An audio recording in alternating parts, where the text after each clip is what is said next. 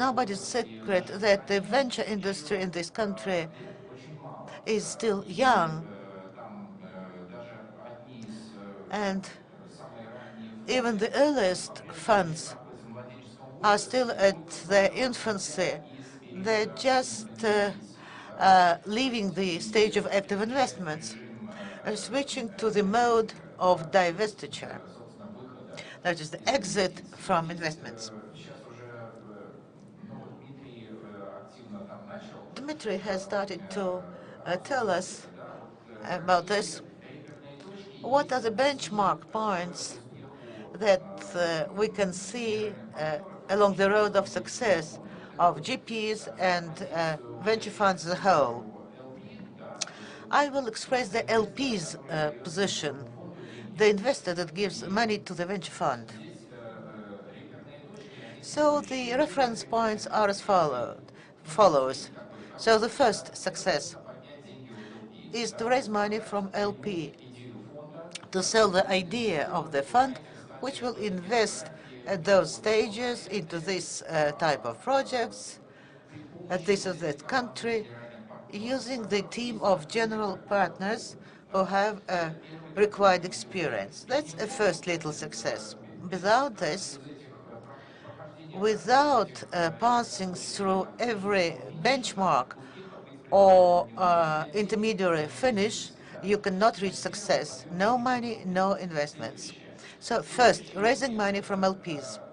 Next little success, organizing a flow of transactions of good and interesting projects which will come into the fund. No projects, no investments, no success. Next step is conducting successful investments. Well, successful is not a good word. Promising investments. What does it include? It includes correct screening out of potential transactions, then negotiations, and the proper structuring of deals. That is true about the legal aspects and thorough due diligence process. The next intermediate point is exits. Some companies are already exiting, but exits of a project, a certain project, does not mean the success of the entire fund, because the chickens are counted during the fall.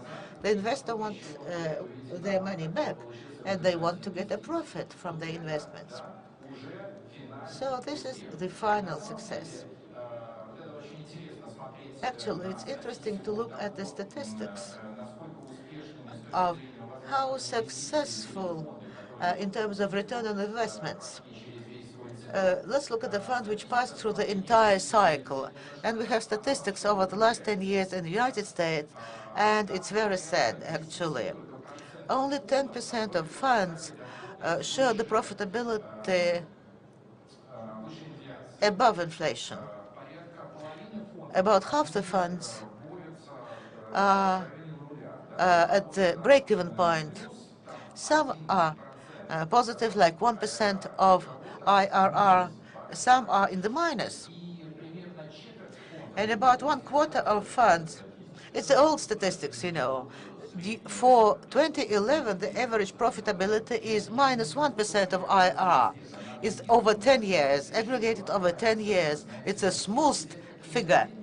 If you look at individual years, a very good year, for instance, the funds in California love saying, our fund is of this or that year vintage.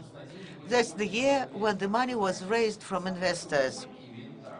The worst vintage was the year of 2000. What happened at that time? The internet was rising at high speed. Investors, so the people sitting on their money, on bags of money, they understood that you just put the money in it and you invest a coin and you'll grow a tree of money.